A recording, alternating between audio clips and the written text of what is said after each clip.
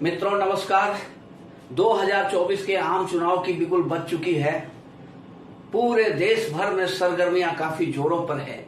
विपक्षी एकता के स्वांग भरे जा रहे हैं। फोटो सेशन का दौर चालू हो चुका है।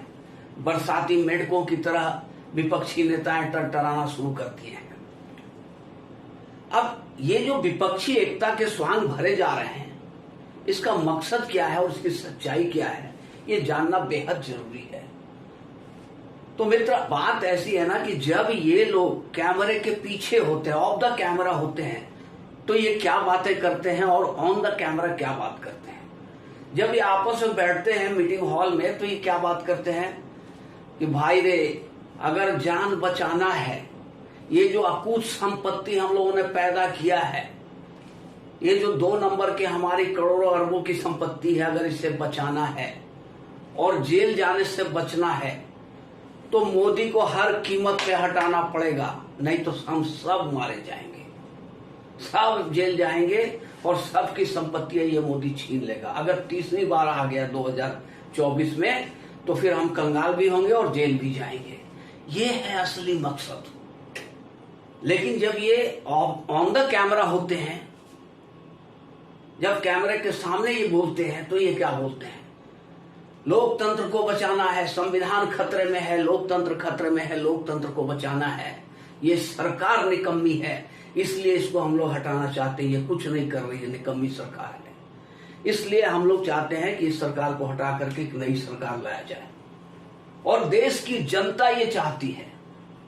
तो मित्र, देश की जनता इनके नजर में कौन है? ये जो 200-400 नेता हैं विपक्ष के, क्षेत्रीय छत्र परिवारवादी जातिवादी, ये जो 200-400 नेता हैं और 10-15 हजार इनके जो फॉलोअर हैं, यही इनके नजर में देश है। तो मित्र, जब ये कैमरे के पीछे और कैमरे के आगे, दोनों बातों में बहुत फर्क है इनकी।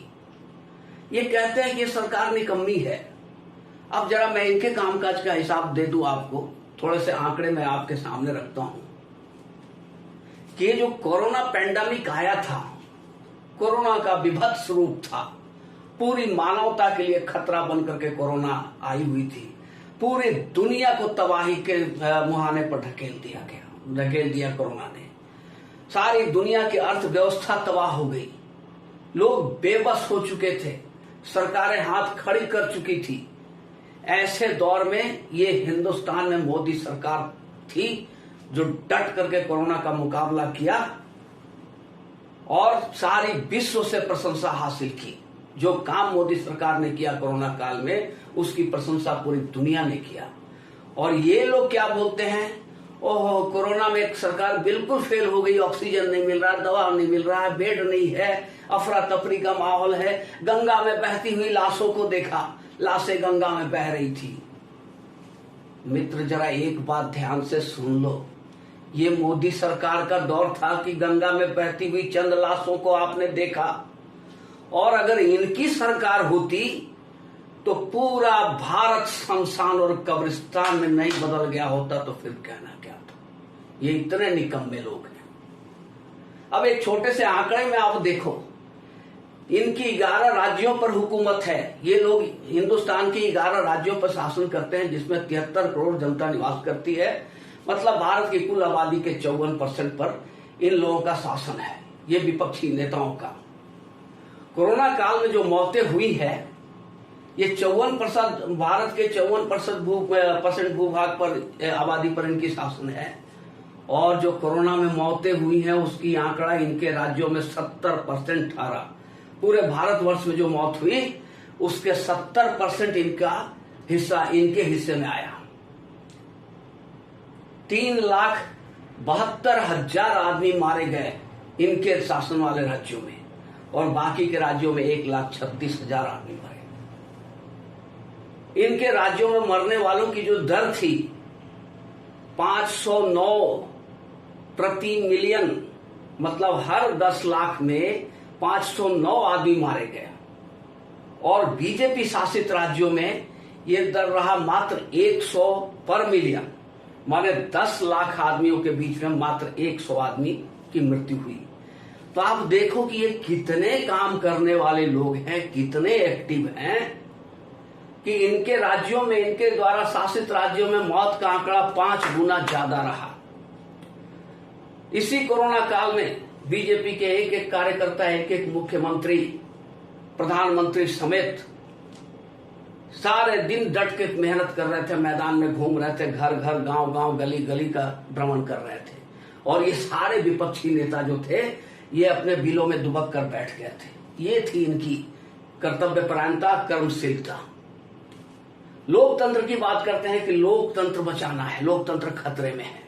जरा इनकी कहानी भी सुन लो कि लोकतंत्र क्या है। मोदी को दिन रात बैठकर ये गालियां देते हैं, उसी कैमरे पर उसी समय ये मोदी को गालियां दे रहे होते और साथ में ये भी कह रहे होते कि बोलने की आजादी छिन गई है, कोई बोल नहीं सकता है, डर का माहौल है, दबाव का माहौल है, कोई बोल नहीं सकता है।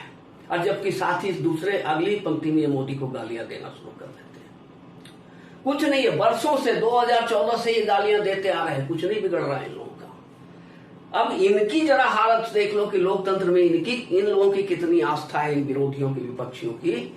कि मनीष कश्यप एक छोटा सा यूट्यूबर था जो सच्चाई दिखाता था, किसी को गाली गलौज नहीं करता था, सिर्फ सच दिखाता था, भ्रष्टाचार को दिखाता था, उजागर करता था। आज मनीष कश्यप जेल में पड़ा हुआ है, एनएसए लगा हुआ है। यही बिहार सरकार और तमिलनाडु सरकार मिल करके, मतलब नीतीश कुमार और ये स्टालिन मिल करके, जो अभी मीटिंग में, पटना मीटिंग में शामिल थे ये लोग, इन लोगों ने उसके ऊपर एनएसए लगाकर उसे जेल में बंद कर दिया। ये सजा किस बात की थी? सच बोलने की। बंगाल में लोकतंत्र कितना जिंदा है ये किसी से छुपा हुआ नहीं है। ये केजरीवाल जो लोकतंत्र की दुहाई देते हैं, जरा इनकी भी कहानी सुन लो। अमन चोपड़ा एक पत्रकार, जो टीवी एंकर हैं, क्योंकि दिल्ली में तो पुलिस इनके पास नहीं है, तो ये उनके एक बात पर अमन चोपड़ा को गिरफ्तार करने के लिए पंजाब पुलिस को दिल्ली भेजे और दिल्ली से पंजाब पुलिस उनको उठाने, घर से उठाकर ले जाने के लिए आया। ये जो नवभारत टाइम्स नाउ जो है, इसके कैमरामैन को और पत्रकार को पंजाब में इन्होंने जबरदस्ती ब्लेम करके अरेस्ट कर लिया। कांग्रेस की तो बात ही, कांग्रेस की भी वही कहानी है। तो मतलब ये जितने दल हैं, कितना विश्वास इनका लोकतंत्र में है और ये कितने कर्तव्यशील, कर्तव्यपरायण है, आपको समझ में आ गया होगा।